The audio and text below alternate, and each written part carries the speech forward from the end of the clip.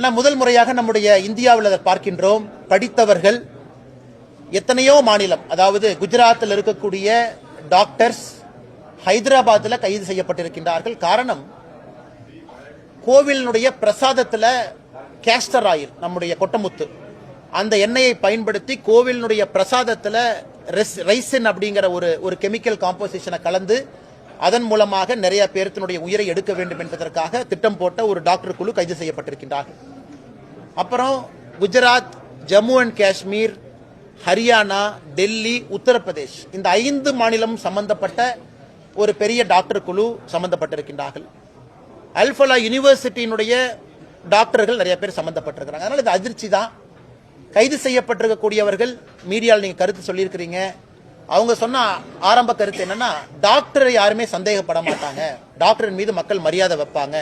அதனால இன்னைக்கு மருத்துவர்கள், அதனாலதான் அந்த கவர்ல வந்தோம். எங்களை பொறுத்தவரை 26/11 நவம்பர் 26 மும்பை நடந்தது போன்று டெல்லியில் நடத்த வேண்டும் என்பது எங்களுடைய ஆசை. அதற்காகத்தான் அதெல்லாம் செஞ்சோம்னு. இது ரொம்ப அபாயகரமானது, ஆபத்தானது. அதனால் அரசியல் கட்சிகளை தாண்டி எல்லோரும் ஒட்டுமொத்தமாக இணைந்து இதை கண்டிக்கணும்.